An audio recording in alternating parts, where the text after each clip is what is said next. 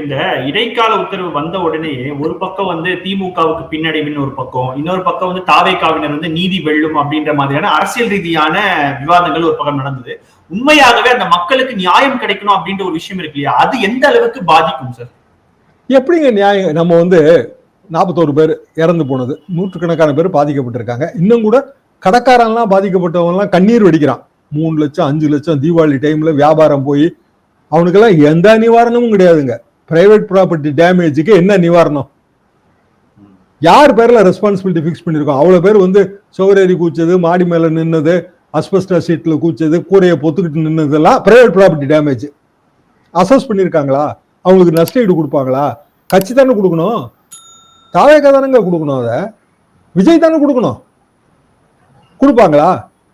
Fact ஃபைண்டிங்னா இதுக்கெல்லாம் நம்ம responsibility fix பண்ணலாம். இப்ப ரெஸ்பான்சிபிலிட்டியே கிடையாதுங்க. சுத்தமா சுப்ரீம் கோர்ட் தொடச்சு எறிஞ்சிருச்சு.